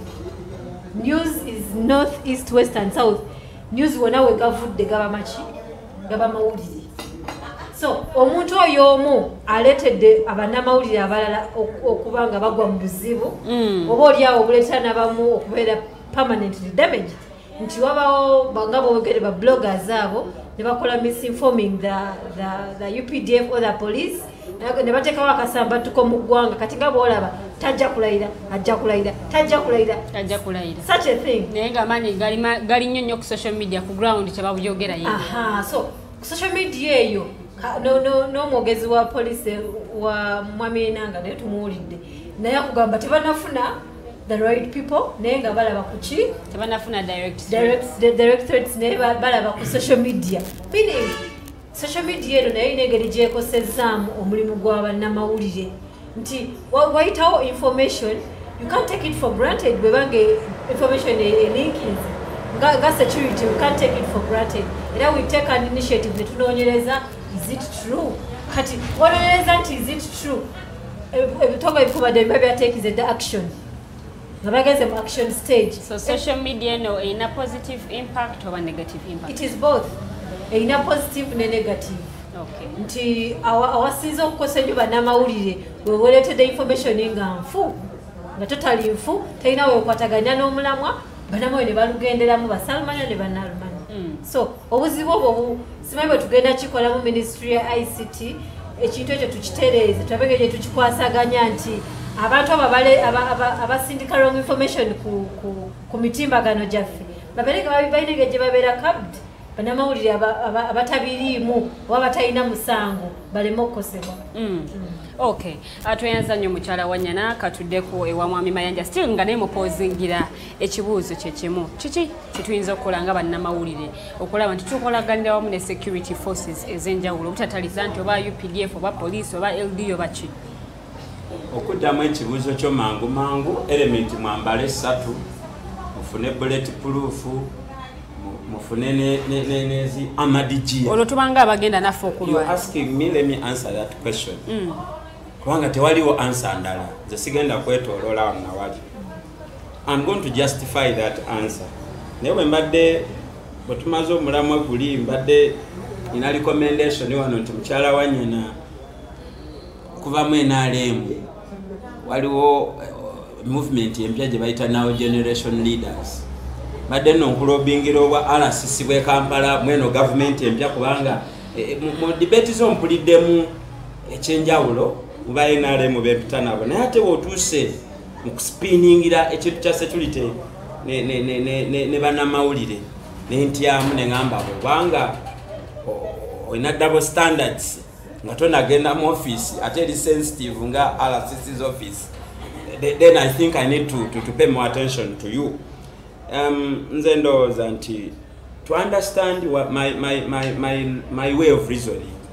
Soka kwebuza ekibuzo lwaki security yaffe netava ku social media because all of a sudden tugenda kwekwasa social media kiringa wobeera n'omukyale wakati ayagala kapa ate nga kwojaga lwaki tewafumbye emmere mu mufumbiro gwabaddemu kapa abaana tebaanabita nti kapa akati security eyimba social media but waki social media or whatever it is kitwanguyira okudetectinga voices of dissent ne Wanyana wayogedde ano nti bamayanja bwe mutegeka okukuma ebipiira you understand ekyo kikolwa kyakuwakanya ate bayira ekipiira n'okikuma mukola nsa tewali buzibu bulala bwonna bujja no tebakulimba Kolansa afumbwa muliro ze nakolanga mu construction company ebiba bibulira balimi ba Lumonde mukolansa kati engudo zo mu Kampala zijudde ebinya bakuzokera mu bipiira lyo kandolindo liba mugamba bana kiboga nembadde ngamba lwaki tusobola okutegeera abagenda okwocha ebipiira ne tutategeera abagenda kwocha masomero nga buddo. The moment you understand this ebyawanyano biteeka ku mabbali mukyala wanyana beera mu Uganda ate oli mama ekizibu kya security n'amawulire kiva ku kintu kimu nti bannamawulire basavinga ba monsters abantu omulimu gwabe gwa kubanonyeza information na kujja aba updating oba mbi oba nungi. UPDF NRA a National Resistance Force erina ku resisting abantu bano nga balina bye baagala. Kakati eyo relationship eyo mwabagikolamu mulina kukola kimu kyokka kwongera ku security yammwe. Yambala bulletproof element, yambala satu pen mufune, you know, because you are going to be permanently enemies to the security agencies Rwansonga. They are not serving Ugandans, they are there to resist. The DNA UPDF or our security organization is to resist, not to serve. And what they resist, but it's a people's... No, don't take me there. I told you the first person in UPDF is RO001, and RO means Resistance Officer 001. Therefore, the essence, the purpose, the calling of the UPDF is to resist Ugandans. But I'm not making this debating and sinzira coincident in just of recently. Because nange ntukozeko investigation, I want to exonerate omusajja eyakoze incident yasemu na mawulire. The incident kusinzira ku information yange tenze siri mu namawulire. Waliwo ebitajja ekifaananyi kisiikiddwa bulungi. But that's a debate for another day. Now, bannamawulire bwe mubanga mwe mugenda okuwandiika ku ssente ezibbiddwa nga mwe mweka mu Uganda mwe mumanyi zaali za kino ne zigenda wano ne bazibbira wano, buli we munaavangayo ko okwe-exposinga information yenu mugenda kubwa. So mwami manya tetegeeza nti bwe tubiraba nga bigenda maaso tusirike busirisi. Now that's the debate bannayuganda bwe tulina okuyingiriramu. Tubawagire musirike tufe obutamanya oba tubaweeyo. Ekigendererwa ky'okubakolako effujjo kwe kubagoba mu mulimu guno, bo bali bakole ebyabwe nga tebalina akola ki abatataganya. Era nina mukwano gwange gwembeera naye ku platforms endala eziringa zino agamba mbu Uganda wetuusa amagye tugaleke gatukolere byonna kubanga go gali disciplined, gali organized, gadelivalinga. Naye bw'omubuuza lwaki operation werete creation ey'abajaasi ate yadobonkanye kati baleeseyo formula endala, ekyo takola kitakiddamu. Waliwo deliberate effort ey'okuportrayinga UPDF as an army of angels, which is not the case. Wajjayo incident ye Congo n'ebye Somalia byogerwa yadde byogerwa mukama. UPDF je kambwe nnyo temu nnyo deyambisa criminality okusucceedinga mu operations zaabyo. Kati mwe bannamawulire abatubuulira ebyo nakiwale mulina kubwa kyovula nze nagambye nti element bbiri mufune ne busirinda bwa oxygen nga mutambula nabwo bw'oveeka bulina kulaama tubanga abagenda mu kulwana. It is this muli mu lutalo the others are resisting and you are busy informing those they are resisting, and you know information is power. So tetwekwasa social media, so Facebook nga tenabeera widely used, amagye galinga tegakuba abantu mboko ne bafa, tegakuba abantu masasi ne bafa. Today mu campaign za 206 Facebook was at a minimum stage. Kakoza mutalete yali mu bulizi wanjiri yakuba abantu kiboko, abafa ne bafa, abasigalawo ne basigalawo. Akitegedde. So bino bibaddewo, it is part of the game. Nga bwe byali mu nsiko ebiweero bwe tubikola nakati era bwe biriba paka Mwami Museveni n'akabinja ke kabanansiko nga bakoze batya nga bavudde mu ggwanga lino. Nze bannamawulire mbagamba ekintu kimu, omusajja yagamba nti bw'osirika ofa ne bw'oyogera okola ki ofa. Therefore nze mbasaba nti basitule their professionality at least bafiire ensonga tebafe ebyekijega tegerekese. If you are sent out to do a story about an investigative story about corruption in a certain government entity, kindly get all the that and kindly publicize it. It's okay, you will die even when you keep quiet. Okay. You will die. No, therefore, die for a cause. Fango linachi.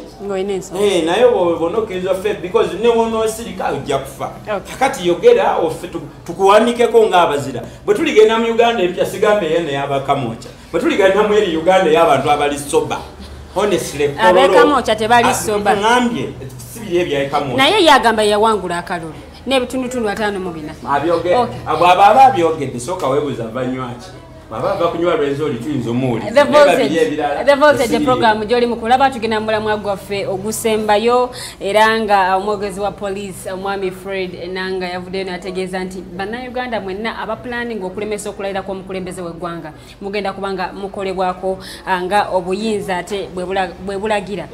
Agamba nti abaana bafuna direct threats naye nga basubiriza nti ba individuals awamu ne groups ezimu ba planninga okutaataganya omukolo guno ogw'okulayira kw'omukulembeze w'eggwanga. Bo bagamba nti bagenda kubakolako nga obuyinza era bwe bulagira. Mu bbanga siddene nnyo omwogezi w'eggye PDF omucha Brigadier Flavia Byekwaso naye yagamba nti waliwo akabinja k'abantu aba planninga okuteekawo obwegugungo ekiseera ky'omukulembeze w'eggwanga ekyokulayira kituuse naye nga naye bo bagamba nti abamu ba planninga kupinninga posters awamu ne placards naye bo bagamba nti babeetegekedde mu ngeri emu oba endala mu abagamba nti tajja kulayira tebijja kusoboka munnange ajja kulayira mu butuufu bw'okulayira kwe nga bwe kulina okubeera. Era twalabako ndooza abavubuka I think nalabako amawulire nga abavubuka I think oba bali b'ejjinja abaali bakumye ebipiira mu kkubo naye ne bagamba nti bano bagenda kukwatibwa era bakolweko nga amateeka bwe galagira. Era omukyala Brigadier Flavia Byekwasa era n'ayogera n'agamba nti omuntu yenna ayimirira mu kkubo eya peace and stability emirembe wanyana yabimanyi omuntu yenna emirembe n'obutebeekevu yes ow'eggwanga Uganda abamulabe wa ggwanga so baba bajja kukolako ng'ate obuyinza bwe bulagira gwe mulama gwe tugenda okuba nga tutunuulira mu ddakiika zino ezisigaddeyo era nga kansoke ne mukyala wanyana NRM kiki kye muyina tubasuubiremu era tusuubire ki mu mukulembeze w'eggwanga mu kisanja kye kino ekigenda okusembayo katerezemu ekisanja kye ekitandika sorry mu kisanja kye kino ekitandika NRM g'ekibiina tusooka okwetondera bannayuganda abatuusiddwako obuvune nga buva ku bitongole ebikuumaddembe so netonda ku lwa gavumenti ya NRM naye mu kisanja kino kye tugendamu ffe nga gavumenti tuteeseteese ebintu bingi era mu byo pulezidenti lwalayira nga 12 nga 13 mugenda kulaba sagala kusumulula keeki sagala kusumulula luwombo naffe tunagiryako naye oluwombo olugenda kulibwa ku buli munnayuganda tuteeseteese ekino emyaka gye tumaze mu buyinza kituufu bingi tubituuseeko ate ebimu tebinnaba naye nkakasa nti mu kino kye tugendamu tetutandika ng'enaku z'omwezi 13 tugenda kulaba nti infrastructure naddala infrastructure y'omu ggwanga naddala mu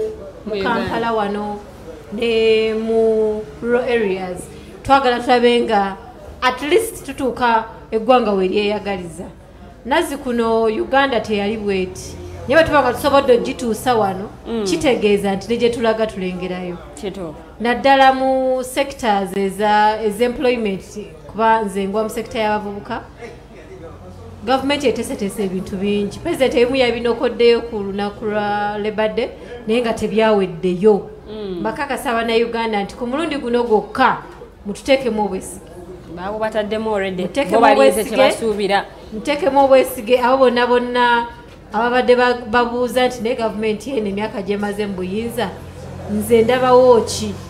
Kimanyi bangi mulina bye mutalaba naye ng'ate bingi bikoleddwa ki gavumenti ya President Museveni. So mbakakasa ki nti ne mu kino ekisanja ebirungi bingi bigenda kuyiika ate bigenda kufuutuka. Mulinayo package yonna ey'abavubuka abaana awamu n'abakyala.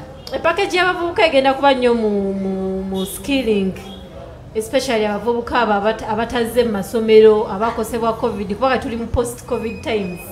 Nti tulina abaana abataddayo ku masomero bintu bingi nga kati ekitongole kya active citizens kyo kyatandise era okwosa enkya mu muluko gwange tugenda kuba tusumulula oluwombo tetugenda nakulinda kulayira.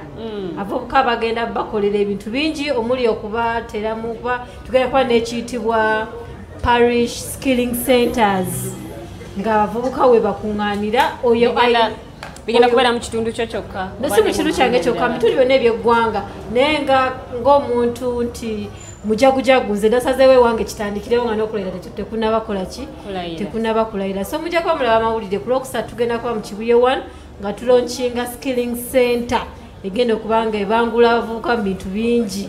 Konsani eyo yava ku bavubuka abaavaayo bo nga balina ennyonta nga beetaaga okubaako ne kye beekolerawo era nesaba gavumenti era bingi bigenda kuba nga bituukibwako mu kisanja kino. Okay.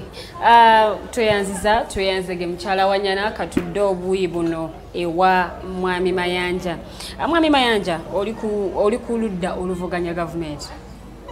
Opposition nga mwe mwina package mu myaka gino etano. Gavumenti kyo opposition kireke. Tugende n'ekyokuvuganya gavumenti. Ogambye ki?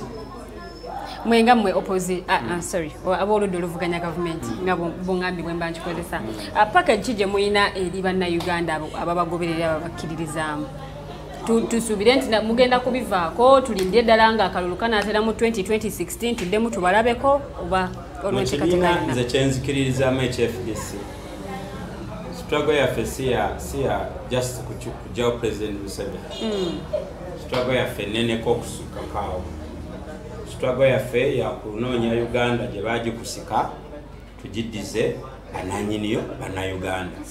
Olwo olutalo terwetaaga oba Museveni alayira oba talayira we luli n'essaawa zino oba oliawo y'ensonga ey'endeeta ne ku mpewo zino buli lwa Mande na buli Lwakutaano. Nsuubira nti buli bwenjogera nina munnayuganda omu bw'ati gwenjogera naye singa nkikola buli lunaku oluvannyuma lw'ebbanga jakuba ne bannayuganda bangi abalaba byendaba. Twatandika 2014 nga tugamba nti eno gavumenti ebyokunoonyeza bannayuganda emirimu si byeriko. 2014 President Museveni yali yakeeyiwamu emmotoka empya nawuliddeko natandise owulira mukati zikaddiye ayagalayo endala zaali za biliyoni 3 buli emu kakati simanyi budget weneeba. Bino ebigambo byenanga no opposition at least gyensinga okutegeera ya FDC omulimu ogwafu ogusinga obukulu kwe kuddayo okujjukiza bannayuganda Uganda yaabwe okulwana nene endowooza egamba nga tonnabuuza Uganda byekoledde sooka weebuuze byogikoledde okulivansinga roles ffe tulowooza nti Uganda bweba nnyaffe teriyo maama abuuza mwana wo nkoledde ki maama okolerera omwana paka omwana bwakola ki bwafa. So ffe twagala bannayuganda baddeyo babanje Uganda tufune systems ezikolera bannayuganda nga police UPDF Electoral Commission Judiciary Parliament nga byonna bikolera ki bannayuganda. Olutalo lunene nnyo. Ekyokubiri ekisinga obukulu resources ebyobugagga bya Uganda bikola ddi bikolera baani bikolera wa eyo debate nene tenaba kuzikira ffe tugenda maaso. Of course ku surface approach ya engagement eyinza okyukamu kubanga tulina internal reflections zetugendamu. Party president we yabadde mu retreat ku Namugongo yagambye ba MP nti ffe tetubeerangakaawo nga twekubagiza olwa numbers. Fact ffe tulina formula teweefuddisa omu azitowa ab'NRM 27 omu bw'ati Ssemujju Nganda alimu ab'NRM 27 So ababadde batansoga nti you see tuli batono, we have never been ruled. Abaisiraeli siye basinga obungi tebenkana abachina. Nego obo oyagala batunuzeemu obawulire. Therefore, tuli Isiraeli. Kiwulira, we are not governed by numbers, we are governed by strength of upstairs chambers. Tuli bagezi nnyo okusinga ab'enaale. So mu foras ez'enjawulo ku KCC tulinayo bakansala basatu bokka. But you watch the space, abasatu abo, one is going to be a deputy road mayor, another is going to be a very super powerful minister, and another is going to be a more vocal debater for your council. Mu parliament yetulina abatone nnyo, already debate kasita twagiteekamu ekigere yakyuka. Semuju aron. So ekibina kyonna kiyimiridde ku Honorable Semuju. Of course. What I'm saying, no, if this will live on, because byetulwanirira birimu n'obwakatonda, we shall live on. Ate tetubadde bakuuse era balyake eri bannayuganda. Now, lastly ku nsonga za Enanga, I think this time around Enanga is being a very poor PR officer. Okay, here is Museveni. Young there was a landslide. Actually, you are defeating the opponent overwhelmingly. What does it mean? The entire country is behind it. It is appreciative. Now, what we have Antungaba Nabatan, Abatasi maybe you don't have, you lose a moral question. Bovayo no causes a platform, a national in character. To take the call. Kitegeeza nti nabo bakimanyi nti bagenda okulayira ekisanja ekipya, but they were not the chosen ones. No, this is what Enanga is telling us. No, I don't need statistics because I know how to engineer those statistics. I know how to manipulate them and then to portray an image jemba njagala. Singa Enanga, look, bano abawangula konyi ne bamupasuwinga ne Sudan. Oya sose yabadde wa UPDF nade manyite Enanga agenda kubeera smart abidoji. Information ikoba acting la wane ku Facebook. Never ina intelligence paka mu church ne mu masabo.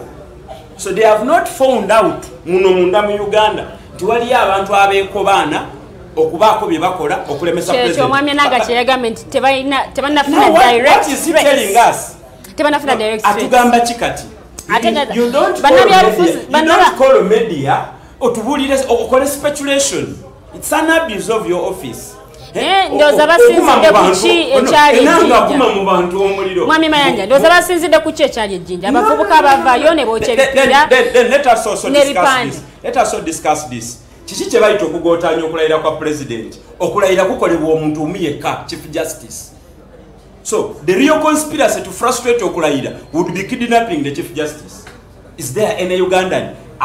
Ainamu ayatudde mu buliri wenga yebase n'alota nagangenda kwamba Chief Justice nemesemeseveni okulayira. I know. Now, bwe tubanga scientifically tukibreakinze down netumanya nti kino kibozibozi. Now let me point to you the real intentions. Government eggwako endala etandika. Government ene ina sente ezigandiddewo mu security ne mu bitongole ebirala. Hati abakujjukujju mu government bayiya bi project mu zino dying minutes ezokubba sente ezo. Bakitegedde bazikoze sente nga tebagenda za accounting because there is no threat. As I speak, there is no threat kukulayira kwa President Museveni. However, n'owabeera okwekalakaasa mu government ekkiririza mu democracy, ekkiririza mu constitutionalism and respect of fundamental human rights. Okwekalakaasa is a constitutional right under chapter 4. Actually, what Enanga would be saying, taba abawulira nga banyigiriziddwa olw'obuwanguzi bwa President Museveni. Bwe mwagala okwekalakaasa tubatwale wankulu ku stadium, Museveni alayirirewa Ekololo. Both of them enjoy their fundamental rights. Museveni alayira because he is given. Nina bano bawalu mukola ki? I repeat, ku mpewo za voltage okwokya ekipiira tekusuula government. Tekuyina bwe kulumya. Okwekalakaasa kwekwocha ebipiira tekwekanankana kwekalakaasa kweruweero okuliko obuwanga emitwalo 85. Mwami Mayanja, okwekalakaasa okwaliwo omwaka oguwedde bannayuganda 5+ be bakafiiramu. Okwekalakaasa kweruweero kwalimu emitwalo emeka? bano omubabiri basatu bana batatu. How many people die every day? Mwani Mayanja tobalatira mu nsonga y'abantu bana. Nsonga y'okufa. I don't want you people abantu muba holding on hostage. Katomanyi kye bagenda okuddako. Olwa president okulayira mu kibuga muveemu ku ssaawa 8. It's coming. Let me tell you. President Museveni agenda kulayira. I have no problem n'okulayira kwe. But I'm saying, those who are not contented in a year, they should also be given space and room to express themselves. They were given space and room. Where? What? No, that is that group. What the Rayo Muntu Yakerencha? Let me give you an example. What the Rayo Muntu Yakerencha? Political party, Mwami Mayanja. Political party chair vayo kwegata Mwami Kyagulanyi.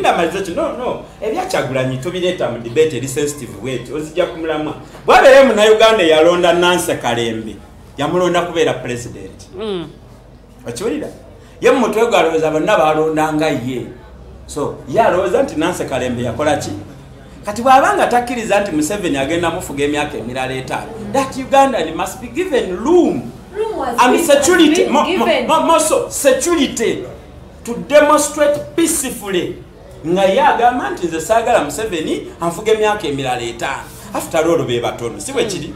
So enanga okuvaayo n'atiisatiisa we are going to deal with them. Kitegeeza kiri kye nagambye nti Mwami Mayanja simweze. Hello. Amanyago nejo sinzide. Hello.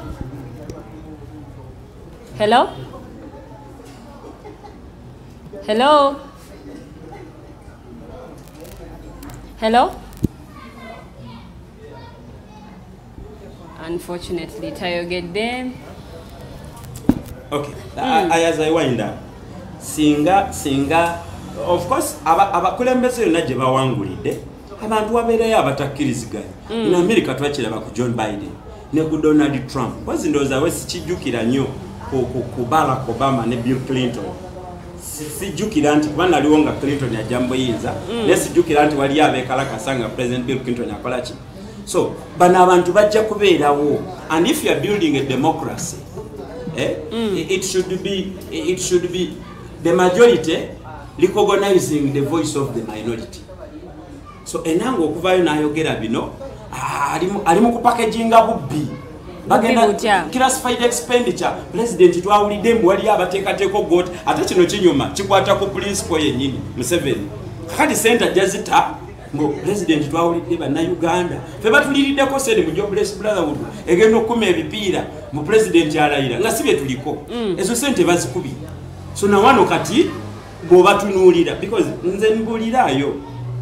So Mwami Mayanja oyagala threat yo case oyimiriza okulayira. Therefore warranting abanene mu security okuvaayo okwogera yandibadde ku bintu bibiri byokka: kidnap of the Chief Justice and an assassination of the president. Bigambo bibi nnyo saagala nabiteeka ku mpewo.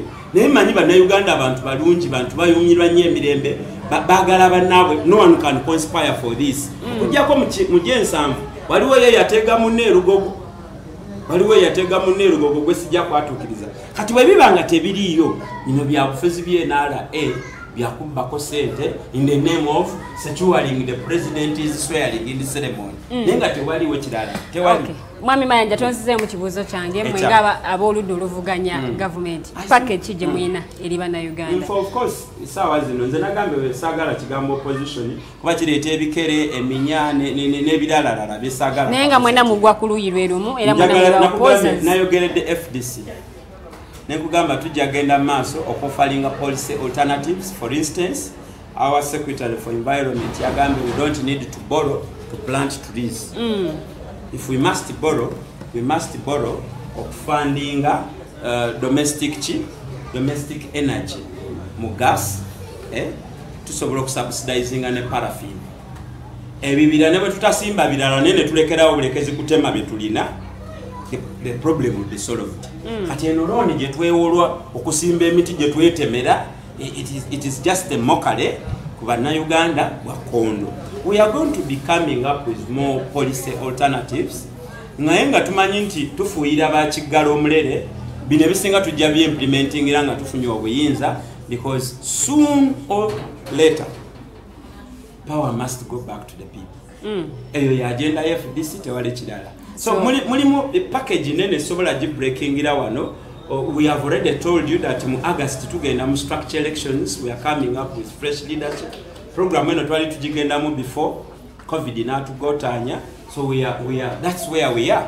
Abalala simanyi bajema abalina president general atenga member of parliament awagira opponent w'ekibiina kye okumukulembera. I don't know, I can't sisobola banyonyolera bana abanupu abanyiga ennyo bakwata kusemateeka banasigalawo paka kulonda banyiga nnyo nga bakwata kusemateeka era twabalaba nga bakufunye ebikonde nenga tebinagwe bikuba. By then yali people power yatenda fuka nupu whatever it is oli ye principle byenagwe tubibanja tutololo yabitusaba era netubimukwasa kati twabalaba mutogikwatako nga bafunye otukonde nenga bakuba mpewo. Kati omuntu eyayamba mwami Museveni okutiginya semateeka bamuwagira mu kalulu ekamuli era mu bwama bwe babaddemu ku retreat ejjinja bagenda kumuwagira naye ensebalaba busajja mwe busajja mwe ensebalaba bannamwe mubawonzeeyo bafudde mwe mukole ki mwami Mayanja kigambo ku okinako obukakafu ekyo kuwonga bali be bawonzeeyo nze sogera kye sitegedde bano babawongayo dda zaake tokiwulirangako nti ani yafa zaake n'agula sanduuku abavubuka b'emitiana bekongoje ne sanduuku eyo babakwata n'olwalero gye bali teryamanyiyo zaake ali ku Serena alya pizza mbimanyi kubanga gwe mulimu gwe mbadde nkola kukunga abavubuka okuyimusa amaloboozi gaabwe nze sikozesangako bantu bannange ze kufunamu nkugambye zaake yagula sanduuku inoonyereza ku baana bwe bakwata emitiya bali beekalakaasa lwandoza ba Archbishop Cyprian Kizito-Lwanga nti bamuse butwa mitwe. So from FDC tulina program reset tugenda kukyusa obukulembeze but what is urgent now, one, Semuju speaker fe tuba tuzimba Uganda eri progressive so sen eri stagnant pakalas. Number two, structures. That's where the FDC is. Nange kenyini teekateeka okuyingula ekibiina omulundi ogwokubiri mu butongole anga luli bangoba naye no, of course nali independent mu kalulu but ideologically ekibiina kindimu gontunuulira era your actions don't tell you with that. What? Ogabe ekibiina bakubamu kati okomawo kitegeeza wajja independent. Of course mu kalulu nali independent. Ekibiina nga kyasalwa. Party principles zonna wazibreaking and oziwa wansi kati ozikuŋŋaanyiza. Party principle FDC was not a party gye bazimba olwaka nkakozesa ebigambo bya Yesu bye yagamba nakyo mwekiri tebagikolera omuntu tebamukolera sabasi bagikolera so principles z'ekibiina tebazikola lwakalu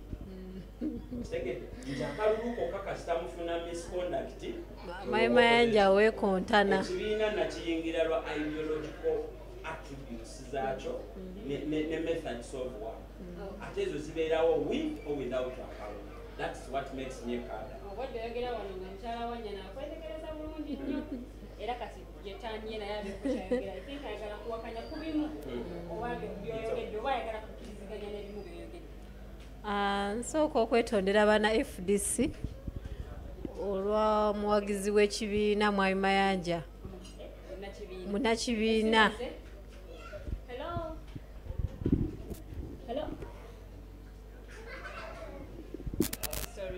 okuvayo neyesimbawo mu primaries ate nekibiina nakiyeekera simanyawo oba ekibiina yali alowooza kyakuzanyirako nti tunajja wano ate netukomawo wano ate kati ngenda kudda alinga ali awo ali mukwetoola mujjuko twazanyanga round game kati naye gwalimu bankwekule. Mpozi oyogedde ku kigambo kya NRM okubanga stagnant party. NRM kituufu gye Uganda wala ate ne gye gitwala wala n'okusinga gye tulowooza n'okusinga gye gijje. So nsaba ebibiina by'obufuzi byonna bwiba birowooza ku bukulembeze bw'okulembera eggwanga lino bibulowoozeeko kituufu naye nga practically ffe aba NRM tugenda kikola. practically bo twabalekera eddembe okukirowoozaako naye nga ffe nga NRM government practically tugenda kuba tukikola mpozi mpakanya Mwayimanja kyayogedde nti President Museveni yayitawo ku landslide, what did you call it, something like that, era nziramu okuwa statistics ate nga zentuufu nti mu kalulu ke tuvuddemu twali tulina district 146 nga NRM eri mu district 14 buno kinako n'obukakafu nga district ezisinga twevuganya NRM ku NRM mwalina district anamu nnya nga opposition. So kyogamba nti President Museveni yawangula with the landslide, it is not true. Twavuganya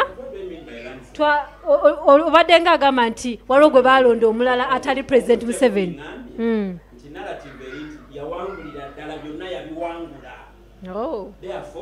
Bano betulowooza nti bali mu kwetegeka okuwakanya okulayira kwe bagenda ba Kenya. That's what I meant. Bade manyi nti owakanya obuwanguzi bwe. Asina buddo.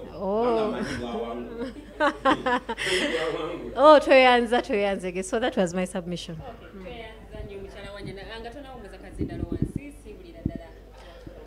Nsooka okweyanza abatulaba n'ababadde bagezaako kuba amasimu naye nga tegayiseemu.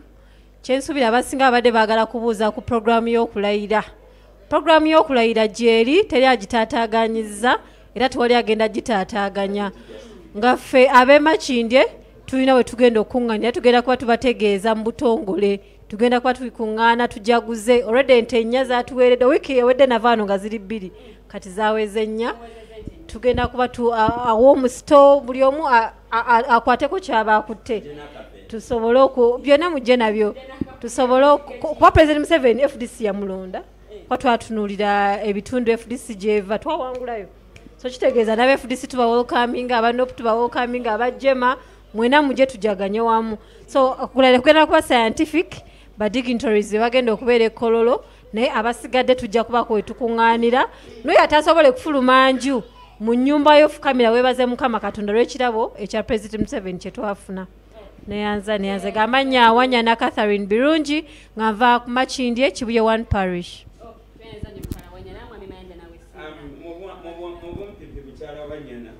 Bannayuganda twafunye ebyokukola tetukyalina budde bwe tumalanga tukola ebisiikirize. Tugenda banyumirwa nga bwe contradicting pakole munaafa ekibiina kya Mahatma Gandhi India kyamala emyaka 5. It's corrupt kati si kyekiri muyinza naye nga tewali nakisumbuwa kyokka nekikola ki and abatunulizi b'ebyobufuzi NRM eri ku right course. Very soon egenda ku exploding sigina esooka Kadaga versus Orange, and we are enjoying the contestation. Now a quick one ngamaliriza nti Bannayuganda mukyala Wanya n'abakunze mugende muyambeko President Museveni myaka 88 okulayira. Nange njagala obbazaamu amaanyi ente ziweze 4 mu Makindye mokka nebali mujje n'obuveera. Ali kusimu gamba hello. Hello. Hello.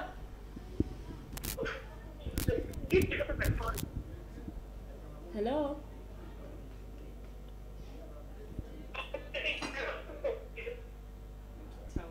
Okay, madenga nti mugende mulye ennyama kubanga mu kisanja ky'emyaka 5 eyo ennyama gye mugenda okulyako mwe bannamakindye lwaki eruzira kati twalinyisiza dde entambula ziri 15 chapati z'ebitaano zawedde ku midaala olw'ekikumi mu ngano. So mukose kiwalinga future mugende mulye ku nnyama okusembayo kubanga jjajja mwakola ki alayira. Abayagala Uganda egenda okutuweereza bino bikulu muddemu muyiga okukuba akalulu. Bino bye mukuba muyinikira mbu baatugambye tulonde mwanyi myufu eza bbulu naye tebazikoonako kuba teziriyo. Omusajja yemiraga nti tulonde myufu kubanga ze zirimu omulamwa eza yero ziba mbundo eza green ziba nto wandibaddeyo abantu abategeera omubuuza nti ate baba bulu tubakole tutya so bwe munaaba mukyalonda ebyo nga temutunuulidde ensonga it's okay that if it makes you comfortable it's okay but what I was saying mwe abalonda muyimikira batugambe tulonde nga nebe mulonde temubitegedde njagala okutumira kubeeka wembe mwatulondera mwebale nnyo mwebalire ddala mukama katonda abewo kyemusinga okwagala tweyanzege mwami mayanja mwebale nnyo bamikwano ababaddeko njagala okusomayo comments wano entonotono omwami tumusiime kato agambye watching and following from Barara tulabire kakulu tumusiime era naye yakomenti ze watching from Barara thank you for the show mwami Kyaguba Katongole agambye kwali nnyo mwami Kyaguba webale kubeerako katukusabire oterere bulungi nnyo gwokulayira kumuwuuba yagenda osalente kiye Moli Emma webale nnyo kubanga olaba Adams naye webale nnyo kubanga olaba Woode William nawe webale nnyo kubanga olaba awo tetugenda kubanga tusukkawo bamikwano ababaddeko okuva gye twatandikidde mpaka kano tubina okuwunzikira mwebale nnyo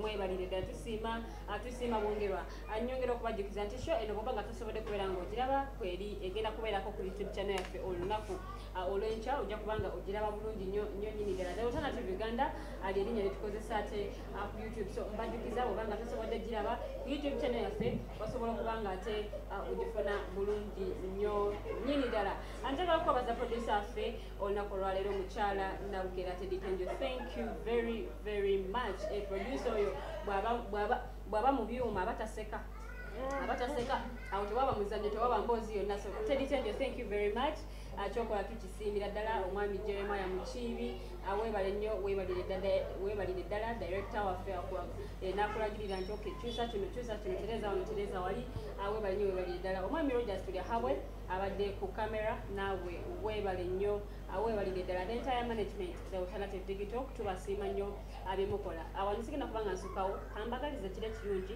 musule bulungi mweraba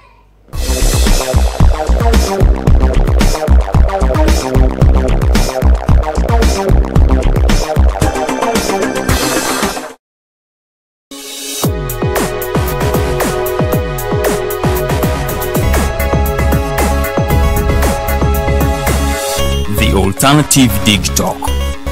Real issues, real talk.